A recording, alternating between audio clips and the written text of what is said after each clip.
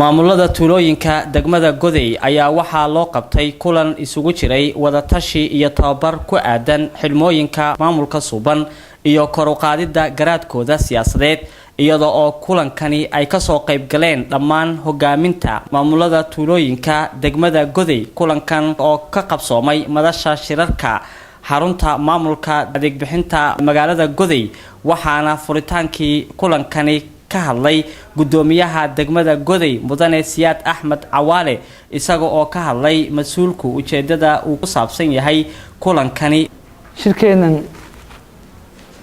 isku jira wada tashi iyo tababar xidhmooyinka maamulka suuban ee tuulooyinka in la siiyo oo naga caawinaya xagga shaqada ma aragtay maamulka suuban iyo ummadda in loo adeego xagga adeeg bixinta xilli waajibaadkiina afalba maamulo xilli waajibaadka leeyihiin oo afalba xagga ku galanayo ya dhamaan 18 center ee degmada Goday dhamaan maanta waa u dhantiin iyo dawladda hoose hadda la xidhmooyinkan waxyaabaha naga caawinaya waxa weeye habsami u socodka adeeg bixinta hadday tahan xilli waajibaadka leeyihiin xubin walba xagga xisbiga hadday tahan wayna siin xeel hoosaadka xisbiga iyo unu asaasiga iyo unu hoosaadkaba waxaa sidoo kale ka soo qayb galay kulankan oo ka hadlay Mubaarak Ilyas Haji oo ka tirsan xafiiska maamulka dawlad deegaanka Soomaalida Itoobiya gaar ahaan qaybta dabagalka gobolka Shabeelle ahmiyada aan ka leenahay shirkan garanaysa u soo qaban qaabinay wax weeyaan marka hore wada tashi sidii adeeg bixintii garanaysa jirtay loo siim garanaysa dardargelin lahaa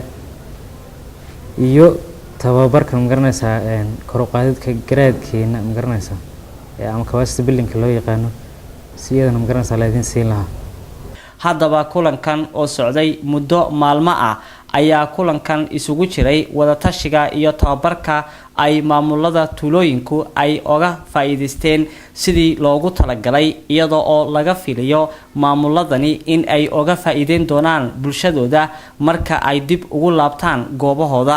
haddaba xukuumadda deegaanka iyo xisbiga dimuqraadiga shacbiga Soomaalida Itoobiya waxay ku dadaalayaan sidii maamulada qaybihiisa kala duwan loo dhisi lahaa aqoontooda iyo garaadkooda siyaasadeed si bulshada qaybaheeda kala duwan loogu dhameystiro ama loo gaarsiiyo adeega ay u baahan yihiin Axmed Faarax Geed telefishinka caalamiga ee ESTV Goday.